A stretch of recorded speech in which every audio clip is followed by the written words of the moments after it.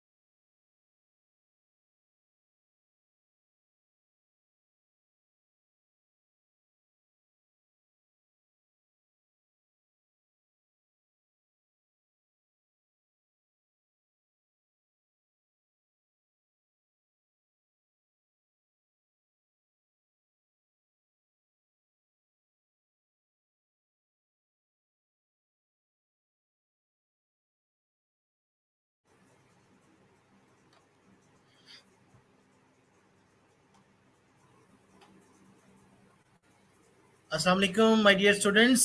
अस्सलाम वालेकुम।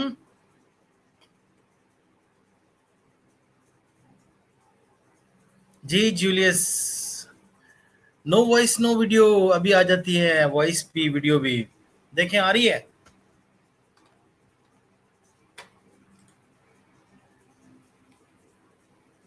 हाँ जी, आवाज़ वगैरह का मसला कहीं आ रहा हो तो।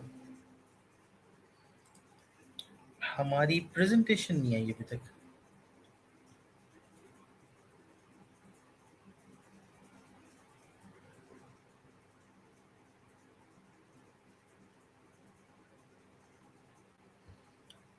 Wait a minute. Good afternoon इफ्रा।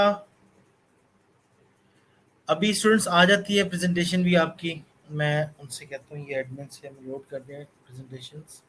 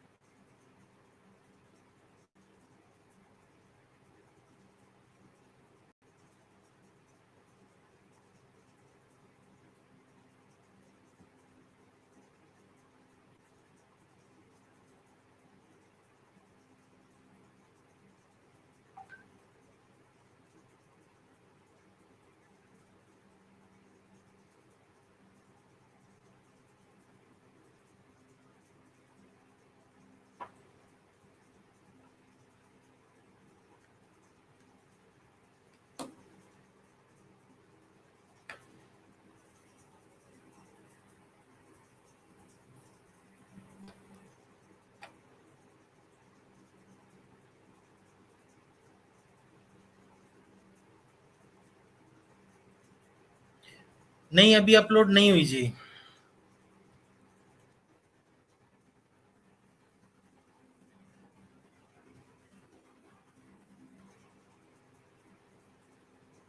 Kindly upload कर दीजिए।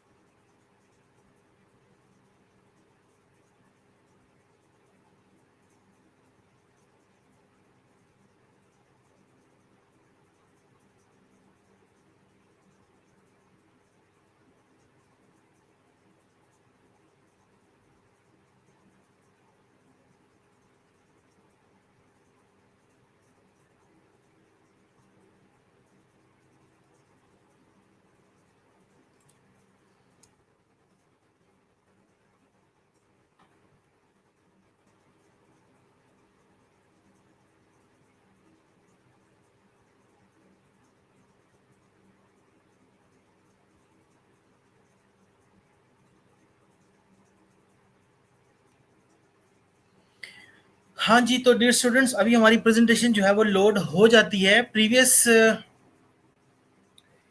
आई होप कि आप लोग सब खैर खैरियत से होंगे, ठीक ठाक होंगे, खुशबाश होंगे हैं, ड्यूटीज वगैरह कर रहे हैं। एंड आप सबको रमज़ान की बहुत बहुत बहुत मुबारक, क्योंकि रमज़ान मुबारक के बाद हमारी ये पहली क्लास है। ठीक है, आपको बहुत बहुत रमज़ान की मुबारक हो। काफ़ी सारा टाइम होता है हमारे पास रमज़ान में, तो हम पढ़ सकते हैं, काफ़ी सारा काम कर सकते हैं, स्किल्स सीख सकते हैं, बहुत कुछ कर सकते हैं।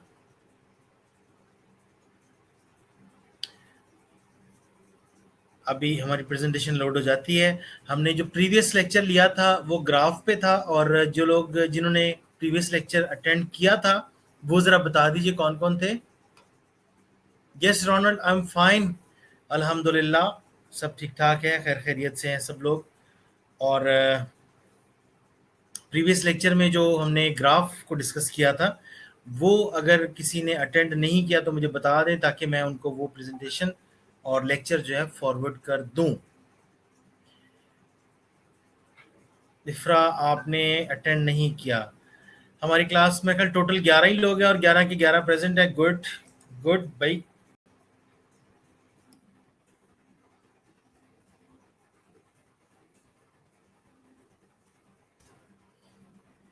और 100% अटेंडेंस है।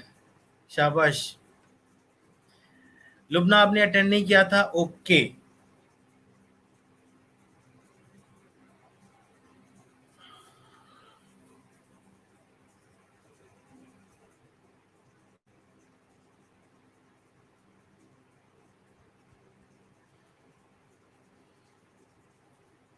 जी वो लेक्चर बहुत इंपॉर्टेंट था। हमने ग्राफ्स की टाइप्स पढ़ी थी, हमने ग्राफ्स बनाए भी थे। So you missed that lecture. आप पोर्टल पे वो लेक्चर देख भी सकते हैं, हमारे एसएनसी के पोर्टल पे वो लेक्चर मौजूद है। आपको वो लेक्चर मिल जाएगा, ठीक है। वीडियो लेक्चर होता है, रिकॉर्डेड होता है, आपको वो मिल जाएगा और आप उसकी जो है उसको आप सुन सकते हैं। और if you find any problem you can contact, तो मैं फिर आपको मज़ीद बता दूंगा आपके ग्रुप में, ठीक है जी।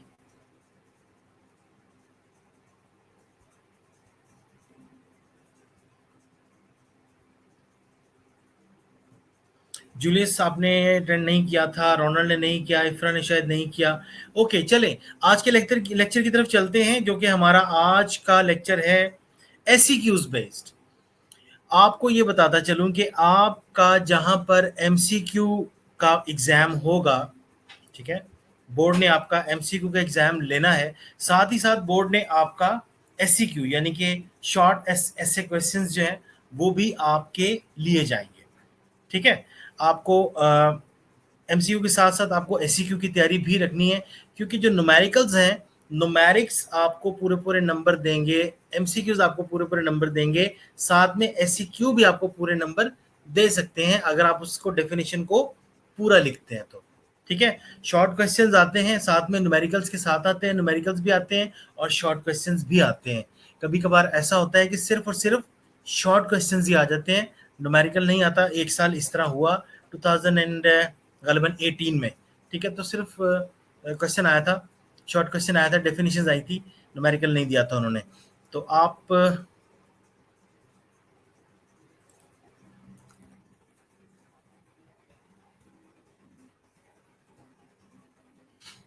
ठीक है जी। तो आज का जो हमारा टॉपिक है वो है एससीक्यूज। बायोस्टैट के जो इंपॉर्टेंट एससीक्यूज है वो मैं साथ साथ आपको पढ़ा दूंगा, क्योंकि ग्राफ बनाना यहाँ पे पॉसिबल नहीं है।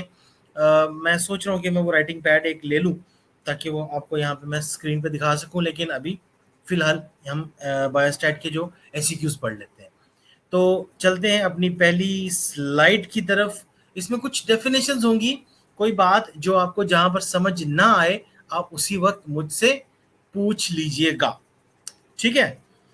सो हमारा जो पहली डेफिनेशन है that is absolute value. Absolute का मतलब, एब्सोल्यूट जिस तरह इंग्लिश का एक वर्ड होता है ना एब्सोल्यूट, एब्सोल्यूट मतलब बिल्कुल, यानी कि यही होना चाहिए था, एग्जैक्टली, एब्सोल्यूट। तो एब्सोल्यूट वैल्यू डेफिनेशन पढ़ रहा हूं, the value of a particular event और constant regardless of whether the number is positive or negative। आसान सी डेफिनेशन है, समझ लें अब इसको। The value of a particular event, ठीक है, एक पर्टिकुलर इवेंट का कोई नंबर।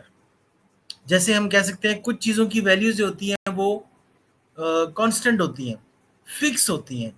ऐसे ग्रेविटेशनल फोर्स है 9.8 मीटर पर सेकंड स्क्वायर, 10 हो गई अब, ये फिक्स है, तो ये इसकी एब्सोल्यूट वैल्यू है, ठीक है। फ्रीजिंग पॉइंट 0 है, फिक्स वैल्यू है। इसी तरह से पाई की वैल्यू 3.14 होती है, ठीक है, तो फिक्स वैल्यू है। इन्हें कहते हैं एब्सोल्यूट वैल्यू। अगर हमें किसी बात का पता चल जाए कि ये वैल्यू एग्जैक्ट है, ना ये आगे है ना ये पीछे है, तो उसको हम बोलेंगे एब्सोल्यूट वैल्यू। अब सुने, the value of a particular event, किसी भी पर्टिकुलर इवेंट की वैल्यू कुछ भी हो सकती है, of a constant of regardless of whether the number is positive और नेगेटिव। चाहे वो नंबर नेगेटिव हो चाहे वो नंबर पॉजिटिव हो। मैं कहता हूं जी आज नारायण में टेम्परेचर चल रहा है जी -15, ऐसे ही नारायण में -15 चल रहा है। तो जिस वक्त मैं बता रहा हूं उस वक्त की वो वैल्यू एग्जैक्ट वैल्यू है और उसको मैं एब्सोल्यूट वैल्यू कहूंगा। वो सारा दिन -15 नहीं रहेगा, लेकिन जिस वक्त वो स्टेटमेंट दी जा रही है उस वक्त की वो वैल्यू एब्सोल्यूट वैल्यू कहलाएगी। ठीक है, कोई चीज ऐसी हो जो कांस्टेंट हो, कोई एग्जांपल देना चाहेगा? जो वैल्यू कांस्टेंट हो, तब्दील ना होती हो, उसको हम एब्सोल्यूट वैल्यू कहेंगे।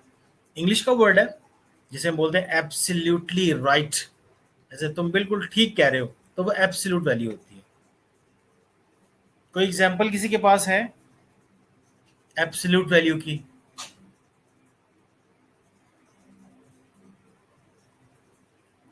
डिस्टेंस जो होता है वो एब्सोल्यूट होता है। डिस्टेंस किसी जगह का एब्सोल्यूट होता है। स्ट्रेट पाथ में हम जाते हैं तो मैं कहूँ जी लाहौर से इस्लामाबाद 380 किलोमीटर्स है। 1 feet is equals to 12 centimetre. Inches, Julius 12 inches, not 12 centimetre, 12 inches. ठीक है, तो ये एब्सोल्यूट वैल्यू है। ओके, ठीक हो गया।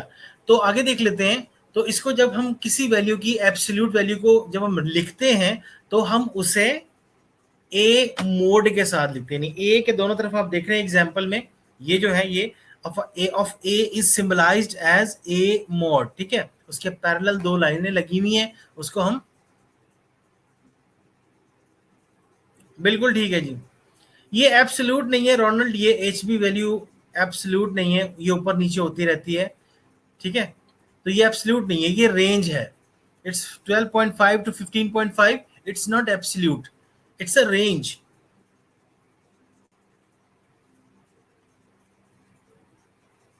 हाँ, पीएच वैल्यू किसी चीज की एब्सोल्यूट होती है, बिल्कुल ठीक है। किसी भी चीज की पीएच जो है वो हमने जो स्टैंडर्ड रखा होता है वो एब्सोल्यूट वैल्यू होती है उसकी। Okay, done. तो एब्सोल्यूट वैल्यू जिसकी भी लिखी जाएगी उसको ए मोड में लिखा जाएगा। नेक्स्ट चल रहा हूं। इसमें अगर किसी को कोई, हाँ, अगर इसमें किसी को कोई प्रॉब्लम है, कोई क्वेश्चन नहीं है, तो ओके बोलें। मुझे आप सबकी तरफ से ओके आना चाहिए। ओके करेंगे तो हम आगे चलेंगे।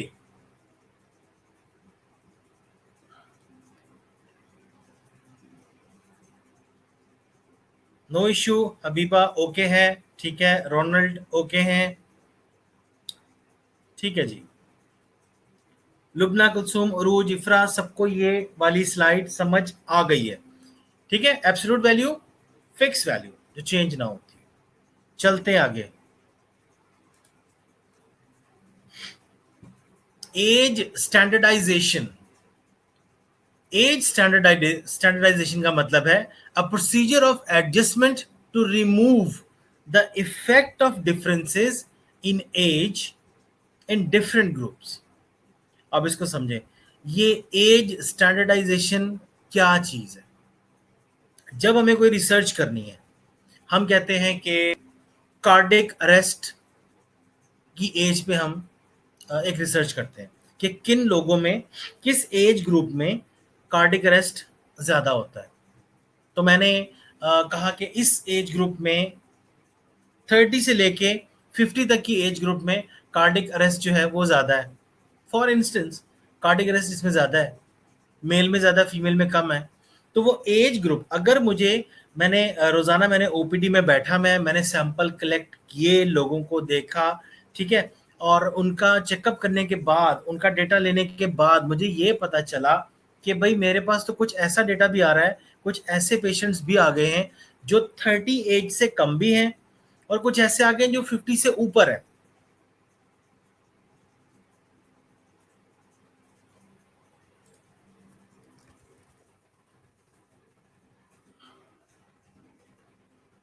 ठीक, आज 100% अटेंडेंस है इनकी, अक्सर 100% होती है। अच्छा, a procedure of adjustment to remove the effect of differences in age in different groups। ठीक है, डिफरेंट एज ग्रुप्स में हमने जब उनको, जैसे कि अब 50 से ऊपर का बंदा तो हमने लेना नहीं अपनी रिसर्च में, ना ही हमने 30 इयर्स की एज से कम का कोई शख्स रखना है। So we are going to eliminate all the both ends. हम उधर से 50 से ऊपर वाले भी निकाल देंगे और इधर से 30 से नीचे वाले भी स्किप कर देंगे। हमारी जो रेंज होगी, हमारी रेंज बनती है 30 to 50। इस प्रोसीजर को बोलेंगे एज स्टैंडर्डाइजेशन, यानी हमने एक स्टैंडर्ड एज रख ली है। इसी एज ग्रुप को हम we are going to discuss this age group regarding the cardiac arrest disease. हम देखते हैं कि किन लोगों में कार्डिक अरेस्ट ज्यादा हो रहा है, तो उनको हमने यहाँ पर रखना शुरू कर दिया, और जिन लोगों को हम रिसर्च के अंदर रखेंगे वही हमारा स्टैंडर्डाइज्ड ग्रुप होगा। ठीक है, इसमें कोई क्वेश्चन है तो बताइए। हम ये काम क्यों कर रहे हैं? वीडियो स्टक हो रही है सहर उरूज की। अच्छा उरूज, कोई बात नहीं, सिग्नल्स कभी कभी ऊपर नीचे हो जाते हैं। अगर काफी सारे लोगों के साथ मसला है तो मुझे बता दीजिए। मेरे ख्याल से नहीं है। आप रोज अपना इंटरनेट कनेक्शन जरा चेक कर लीजिएगा। हाँ जी, एज स्टैंडर्डाइजेशन का पता चल गया। No question. आबिदा ओके हैं? ठीक है, गुड।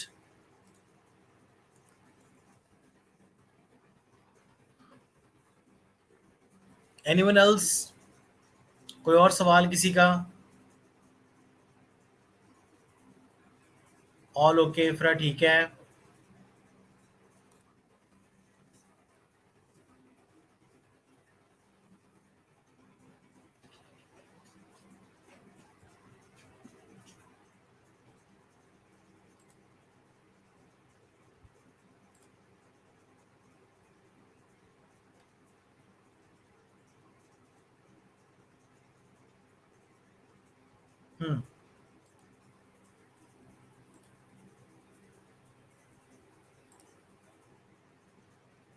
चलिए आगे चलते हैं जी। अगली स्लाइड है हमारी regarding age specific death rate. नाम से ही पता चल रहा है कि एज स्पेसिफिक डेथ रेट निकालना है। किसी कंट्री में, किसी भी कंट्री में, किसी भी कॉन्टिनेंट में, किसी भी जगह पे, किसी भी कॉन्टिनेंट में, किसी भी जगह पर हमारे पास कोई एक specific age to collect the data. कि हम देखना चाह रहे हैं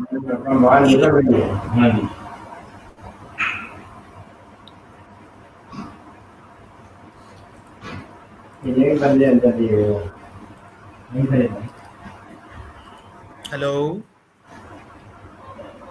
कोई डिस्टॉर्शन है यहाँ पे जी।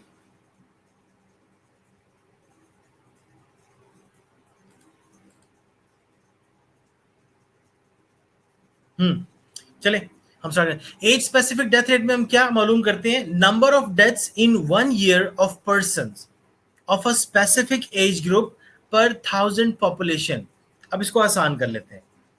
1000 की पॉपुलेशन में देखा, मेरी जगह कोई और आ गया। अच्छा चलें, कोई होगा तो वो चला जाएगा, अगर वो मेरी जगह नहीं होगा तो।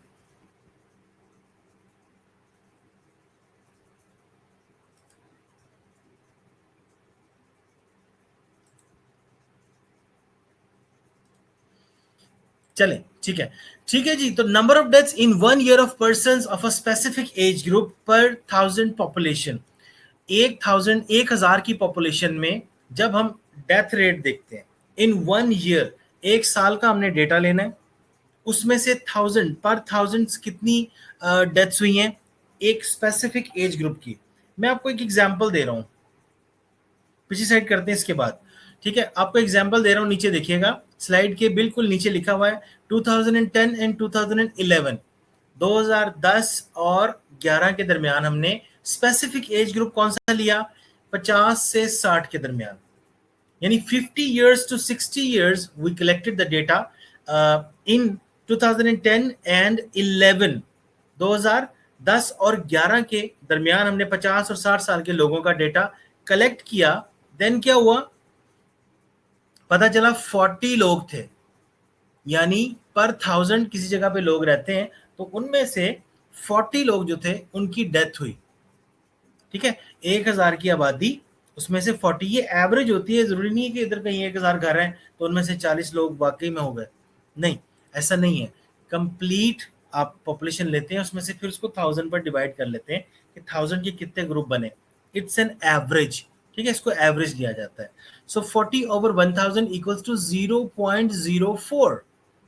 इसका क्या मतलब है, अगर हम इसकी परसेंटेज निकालते हैं, we calculate the percentage of this thing, so it becomes 4%। ठीक है, तो 4% के हिसाब से, 4% के हिसाब से हमारे पास ये डेथ रेट आता है।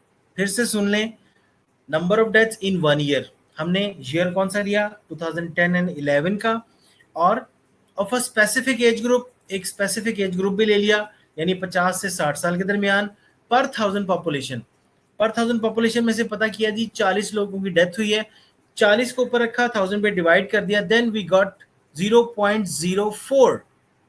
देन हमारे पास ये आंसर आया कि भाई यहाँ का एज स्पेसिफिक डेथ रेट 0.04 है। ठीक है, बात समझ आ गई। अच्छा, एज स्पेसिफिक ना हो, अगर आप एज निकाल दें इसमें से, तो फिर टोटल डेथ रेट निकलेगा, ठीक है, पर 1000 यू निकलेगा वो भी, और जितनी डेथ्स हुई होंगी उसको 1000 पे डिवाइड करेंगे तो वो रेट तो फिर काफी ज्यादा आ जाएगा, क्योंकि उसमें बाकी के भी लोग आ जाएंगे जो दूसरी एज ग्रुप के हैं, जो हमने यहाँ पर जिनको एलिमिनेट किया था, वो सारे फिर इंक्लूड हो जाएंगे, और डेथ रेट यानी कि जो एज स्पेसिफिक डेथ रेट है उसके अलावा जो डेथ रेट है उस इलाके का वो बढ़ जाएगा। Got my point. ये मैं पिछली स्लाइड करनी है, अभी बताता हूँ। इसमें कोई क्वेश्चन है तो मुझे बता दीजिए। अबीबा को पिछली स्लाइड देखनी, मैं दिखाता हूँ।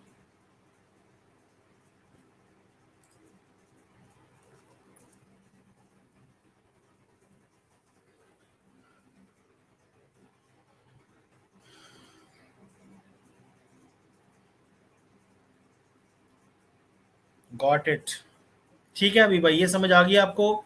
और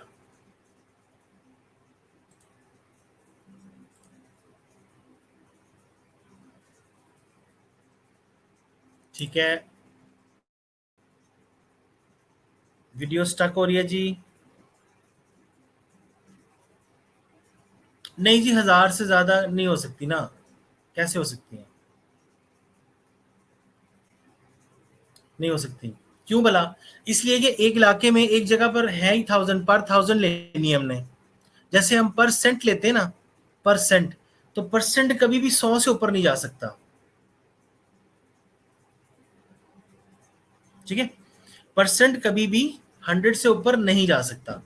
जब हम उनको देख ही 1000 के सिनेरियो में रहे हैं, जब हम उनको देखते ही 1000 के रेंज में है, तो वो 1000 से नीचे ही रहेगा या 1000 हो जाएगा, उससे ऊपर नहीं जा सकता।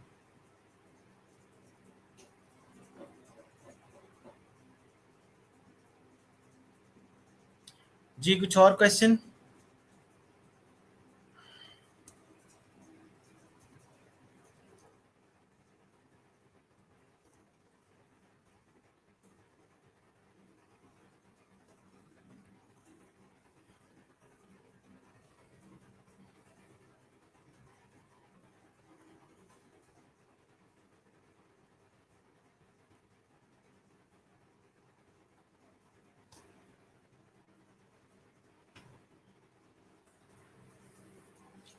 ठीक है, जब 1000 से डिवाइड कर रहे हैं हम उसको, तो ये 1000 पे ही डिवाइड होगा, 1000 से ऊपर नहीं जाएगा।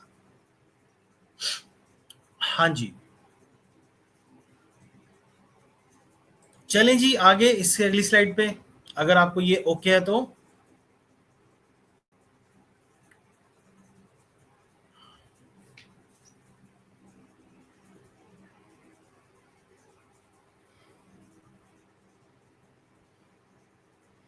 जी भाई, जितने लोग अवेलेबल हैं यहाँ पे सब लोग बता दिया करें कि जी हमें बात की समझ आ गई है, ताकि फिर मैं आपको उससे आगे लेके चलूँ।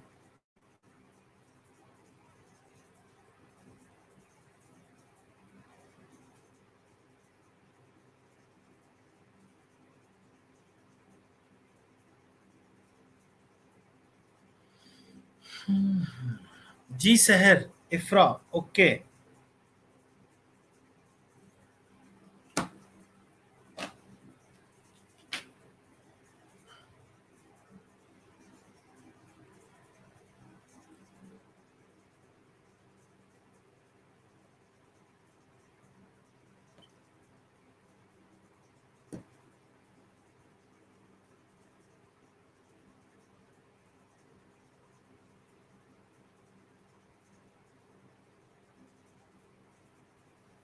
ठीक है जूलियस, ओके।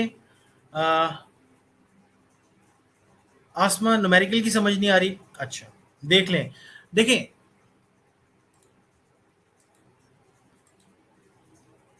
इस न्यूमेरिकल में हमने बात की थी, इस न्यूमेरिकल में बात की है कि आपकी एक स्पेसिफिक एज ग्रुप पर 1000 उस जगह पे जितनी भी डेथ्स हुई हैं, उस जगह पे जितनी डेथ्स हुई हैं उनको आपने पर 1000 से डिवाइड कर देना है। टोटल डेथ्स डिवाइडेड बाय 1000, बस सिंपल इतना करना है। Total deaths divided by 1000। अब इस तरह आप पर हॉस्पिटल भी निकाल सकते हैं, आप पर प्रोविंस भी निकाल सकते हैं।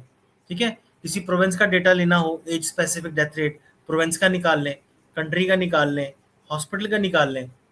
1000 से डिवाइड किया और जितनी डेथ्स हुई हैं इन अ ईयर, एक स्पेसिफिक ईयर में, एक साल में जितनी भी ईयर हुई है, तो इससे क्या होता है, ये 2010-11 का डेटा लिया, इसका पता चला 0.04 यानी 4% रेट रहा। अगर 15 to 16 का डेटा लेंगे, हो सकता है वो ज्यादा हो, तो वो हो जाए 8%, 7%। तो हम कंपैरिजन करते हैं फिर कि भी किस वाले ईयर में एज स्पेसिफिक डेथ रेट ज्यादा था या कम था। ठीक है, समझ आ गई?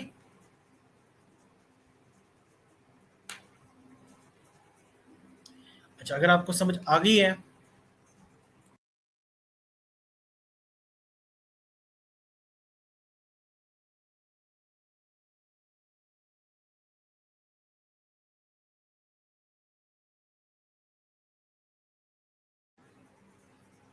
ठीक है जी। नेक्स्ट जो हमारी स्लाइड है, बल्कि प्रीवियस स्लाइड में दोबारा से, एज स्टैंडर्डाइजेशन, ये किसने कहा था मुझे ये स्लाइड समझाने के लिए, जरा बता दीजिए। एज स्टैंडर्डाइजेशन, ठीक है। एज स्टैंडर्डाइजेशन मैंने बताया था आपको कि जब किसी रिसर्च में हमने किसी स्पेसिफिक एज ग्रुप पर रिसर्च करनी हो, तो हम उस एज ग्रुप का डेटा, सिर्फ और सिर्फ उसी एज ग्रुप का डेटा लेते हैं, बाकी हम सबको स्किप कर देते हैं, एलिमिनेट कर देते हैं। डेफिनेशन भी यही बता रही है, a procedure of adjustment to remove the effect of differences in the age in different age groups. ठीक है, तो डिफरेंट ग्रुप्स हैं, हमने उनमें से सिर्फ उन लोगों को ही ग्रैब किया, सिर्फ उन लोगों को पकड़ा या उन लोगों के ऊपर रिसर्च की जो हमारे क्राइटेरिया पे पूरे उतरते थे, जो एज ग्रुप हमारे क्राइटेरिया पे पूरा उतरता था। ठीक है, तो ये था एज स्टैंडर्डाइजेशन। तो जिन जिन लोगों को हमने, जिन पेशेंट्स को या जिस डेटा को हमने, वॉइस आ रही है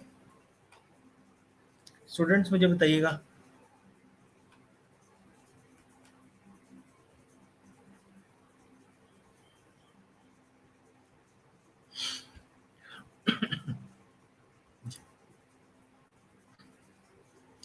हबीबा अवान आबिदा, आपको आवाज आ रही है? जैसे नेक्स्ट स्लाइड 50 to 60 पे, ठीक है, ग्रुप, जी बिल्कुल। हमने एक स्पेसिफिक एज ग्रुप लिया था 50 to 60 का, तो उसी एज ग्रुप को लेते हुए फिर हमने अपनी रिसर्च की थी।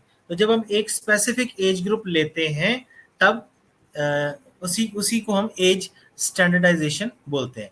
नेक्स्ट स्लाइड मैं फिर से रिपीट कर दूं, एज स्पेसिफिक डेथ रेट की थी, फिर देख लें। आसमा, आप ही को आवाज नहीं आ रही या किसी को नहीं आ रही? आसमा, आपका ही मैसेज। आसमा, आसमा वीडियो स्टक। आसमा, बाकी सबकी आवाज और वीडियो ठीक है? बता दीजिए आवाज और वीडियो का कोई मसला आ रहा है तो। आसमा Khan, no voice.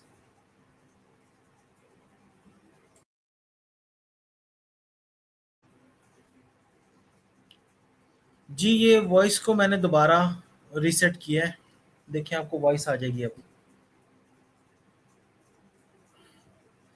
All okay, Ronald आवाज आ रही है, आबिदा आवाज आ रही है आपको, ठीक है, हबीबा आवाज आ रही है, चलें ठीक है जी, गुड है। आगे चलते हैं।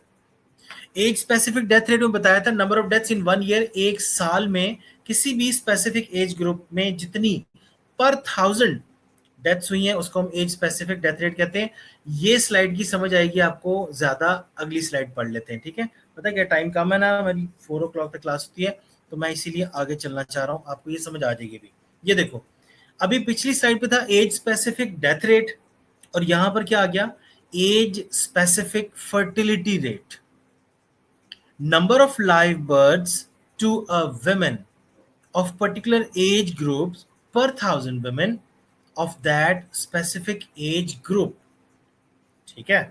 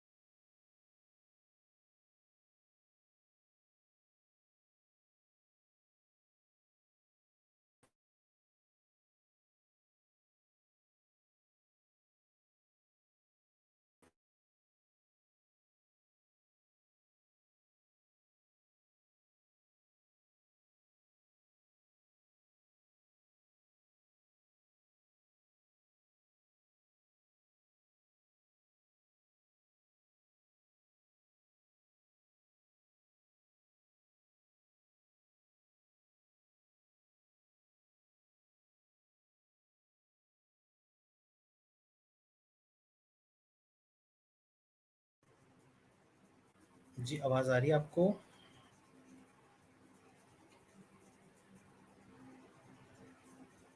व्हाट्स व्हाट्सएप स्टूडेंट आपसे बात कर रहा हूँ।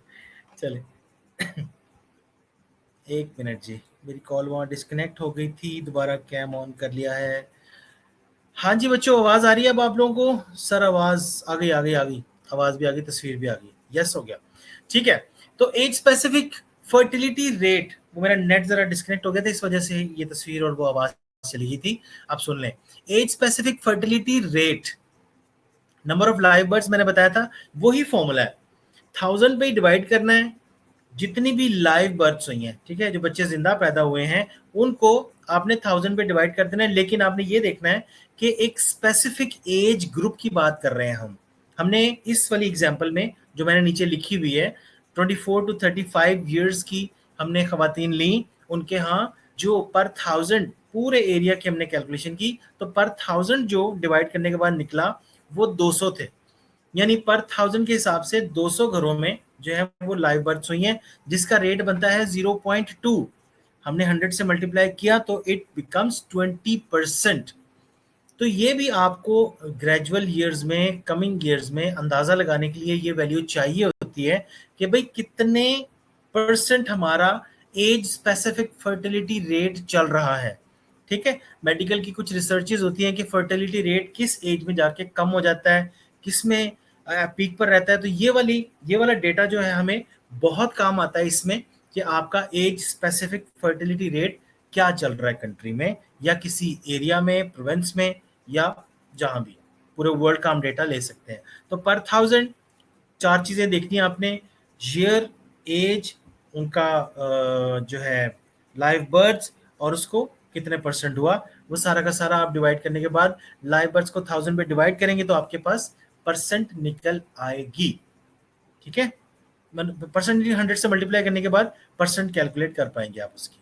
ओके, यहां पर कोई मसला हो तो बता दीजिए। If you have any problem, video, audio या टॉपिक समझ यहाँ तक नहीं आया, कोई स्लाइड, मुझे बता दीजिए, वरना आप ओके करें तो मैं आगे चलता हूँ।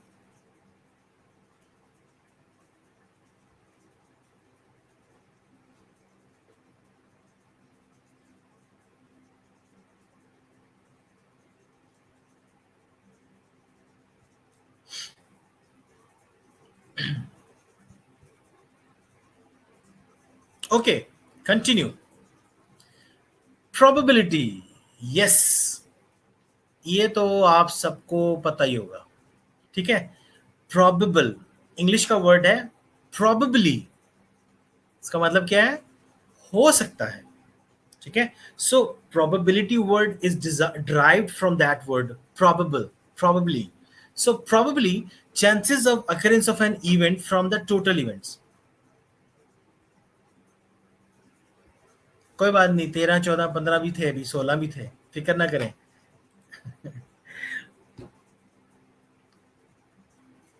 चले बच्चों, chances of occurrence of an event from the total events, हमारे टोटल जितने किसी काम के होने के चांसेस हो सकते हैं, जितने किसी काम के चांसेस, टोटल चांसेस, और जितने चांसेस हम चाहते हैं। मैं एक एग्जांपल देता हूं। हमने एक लूडो का दाना लिया, हमने उसको रोल किया यानी फेंका उसको। अब उस पे क्या आ सकता है? एक ही दाना, एक ही ऊपर आएगा ना, जो कहते हैं 6 आ गया, 3 आ गया, 4 आ गया। फेयर डाइस इसको इसीलिए कहते हैं कि एक वक्त में एक ही चीज आती है, ठीक है। फेयर कॉइन भी, कि एक वक्त में एक ही रिजल्ट आता है। तो फेयर डाइस फेंका, उसमें एक वक्त में एक ही रिजल्ट आएगा। अब अगर मैं आपसे ये कहूं कि मुझे बताइए कि क्या चांस है कि वो एक इवन नंबर हो, क्या चांस है कि वो एक ऑड नंबर हो, तो लूडो के दाने पे इवन नंबर आने के चांसेस क्या हैं? कितने चांसेस हैं? टोटल चांसेस उसके ऊपर कितने होते हैं जी? 6। There are 6 total chances and what we desire, हमने कहा video Neelam equal chances, equal chances. ठीक है आबिदा, आपका आंसर बिल्कुल ठीक है, गुड।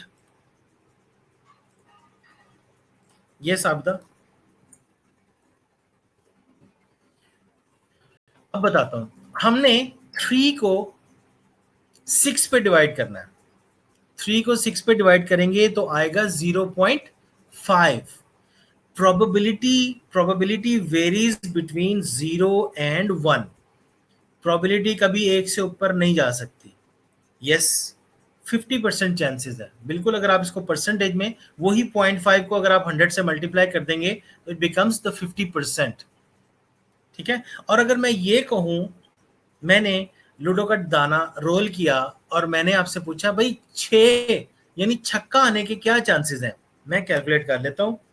तो 6 नहीं ऊपर रखना, यानी वो एक प्रोबेबिलिटी है, एक पॉसिबिलिटी है। तो 1 डिवाइडेड बाय 6, मेरे पास आंसर आया 0.17, 0.1666 आता है। तो इसकी अगर छक्का आने की चांसेस हैं, 6 आने के क्या चांसेस हैं, तो वो 0.17 है, ठीक है। बात समझ आ गई यहां तक? ये होता है जी प्रोबेबिलिटी। नीलम, आयशा को प्रॉब्लम हो रही है या सबको हो रही है? वीडियो ऑडियो आ रही है आप सबको?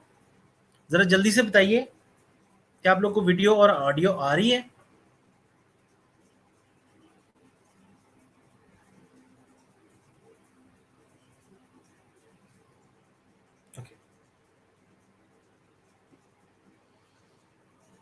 आबिदा, आपको वीडियो ऑडियो आ रही है, नीलम को प्रॉब्लम है शायद। Julius, is it okay? Yes. Habiba, Awan, Ronald, Lubna, Ifra, सबको ठीक है। चले, आई एम सॉरी टू से नीलम, Ayesha, you're having some kind of problem with your network, I think, or with mobile phone. I don't know what's going on at your end. Okay, so ये आपको समझ आ गया जी probability, ठीक है। जितने total chances हो उनको नीचे रखें और जितने हमारे डिजायर्ड चांसेस हो उनको ऊपर रखें, डिवाइड करें, प्रोबेबिलिटी निकल आएगी। जितना कोई नंबर 1 के करीब होता जाएगा, उतनी प्रोबेबिलिटी उस काम के होने के चांसेस स्ट्रांग होते जाते हैं, ठीक है। एक इल्म नजूम आपको सितारों का इल्म बताता है और एक आपको बायोस्टैटिस्टिक या स्टैट बताता है कि किसी काम के होने के चांसेस क्या हैं, ठीक है। तो प्रोबेबिलिटी तो आपको पता चल ही जाती है। नेक्स्ट स्लाइड पे चलते हैं। Wow, my favourite, type 1 error. इसको गौर से समझ लें, ये ना सिर्फ आपको बायोस्टैट में आने वाला है, बल्कि ये आपको रिसर्च में भी आने वाला है। आपको जगह जगह ये चीज़ तंग करेगी। आप कोई पेपर लिखेंगे, आप कुछ काम करेंगे, टाइप 1 टाइप 2 एरर आपके पीछा नहीं छोड़ेगा। जो टाइप 1 एरर समझ लें जल्दी से, the error that results if a true null hypothesis is rejected. थोड़ी सी मुश्किल लैंग्वेज है, लेकिन मैं आपको बता देता हूँ what is it all. The error that results if a true null hypothesis, ये पूरी लाइन को समझने के लिए हमें एक लफ्ज को समझना जरूरी है, that is null hypothesis। तो null hypothesis से भी पहले हमें हाइपोथेसिस को समझ लेना जरूरी है। हाइपोथेसिस का मतलब ये है कि मफरूजा, जब कोई रिसर्च की जाती है तो कुछ फर्ज किया जाता है, कुछ फर्ज किया जाता है। सपोज मैं एक मफरूजा, ये मेरे पास घड़ी है, मैं इसको नीचे फेंकता हूँ और मैं एक मफरूजा कायम कर लेता हूँ कि ये उछल के वापस ऊपर आएगी। एक घड़ी है, मैंने सोचा कि मैं एक हाइपोथेसिस दे रहा हूँ कि मैं इस घड़ी को नीचे फेंकता हूँ, नीचे एक फर्श है, कोई उछलने वाली जगह नहीं है, ठीक है, नीलम दिखाते हैं। So it's it's a hypothesis.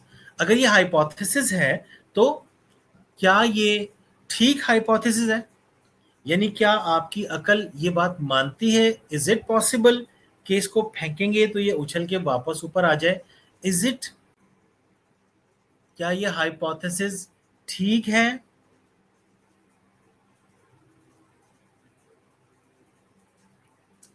Answer please, yes और नो। क्या मेरा मफरूजा ठीक है? क्या इस पे रिसर्च की जा सकती है? हाँ, ये हाइपोथेसिस ठीक नहीं है, इस पे किसी सूरत रिसर्च नहीं की जा सकती, तो इसको हम बोलेंगे नल हाइपोथेसिस। ठीक है, नल हाइपोथेसिस यानी कोई काम हो ही नहीं सकता, तो उसको हम नल हाइपोथेसिस बोलते हैं, फॉल्स बोलते हैं। और अगर हम फिर भी उसके नल हाइपोथेसिस के होने के बावजूद हम कहें यार ये नल हाइपोथेसिस भी गलत है, यानी आप जो सोच रहे हैं ये बात ही गलत है, ये काम नहीं हो सकता, आप ये गलत कह रहे हैं, ये घड़ी उछल के वापस आ सकती है, तो I am committing type 1 error. इस बात को समझ लें गौर से, ठीक है। गलत बात को, गलत यानी जो चीज पॉसिबल ना हो, गलत बात नहीं, जो चीज पॉसिबल ना हो उस बात को अड़ जाना उसके ऊपर कि भाई ये तो हो सकता है। तो हम क्या नीचे वाली लाइन पढ़ रहा हूं, और if a difference is concluded then there is no difference, यानी हम बता देते कि भाई ये काम तो हो नहीं सकता, हमें किसी ने कह दिया लेकिन हम अड़ गए कि भाई हम, there is a difference, if difference is concluded, हम कहते हैं इसका भाई नतीजा ये निकलता है कि भाई ये हो सकता है, लेकिन वो असल में काम नहीं हो सकता, तो इसको बोलते हैं कि we are committing type 1 error. ठीक है, टाइप 2 एरर नहीं समझाऊंगा क्योंकि आपकी नेक्स्ट टीचर जो है मिस मेविश, उनकी क्लास है। सो ये स्लाइड्स मैं आपको शेयर कर दूंगा आपकी तरफ, वैसे ये लेक्चर वैसे भी रिकॉर्ड हो रहा होता है तो वहां से मिल जाएगा आपको, और मेरे ख्याल से आपको मैं स्लाइड्स भी दे दूंगा। ठीक है, कोई बात और समझनी होगी तो मैं आपको समझा भी दूंगा मजीद। ओके, नेक्स्ट, क्योंकि हमारी वो टाइप 2 एरर था, बीटा एरर्स भी कहते हैं इसे, बायस पढ़ना था हमने, बाइनरी वेरिएबल पढ़ना था, और उसके बाद हमारा एंड था। तो ये 4 स्लाइड्स थी, लेकिन टाइम टेकिंग है, थोड़ी सी टाइम लग जाएगा, हम इसको दोबारा भी पढ़ लेंगे। ठीक है, नेक्स्ट लेक्चर से पहले मैं आपको ये दोबारा पढ़ा भी दूंगा। ओके ओके बच्चों, wish you best of luck for the next class, अपना ख्याल रखिएगा। Thank you very much.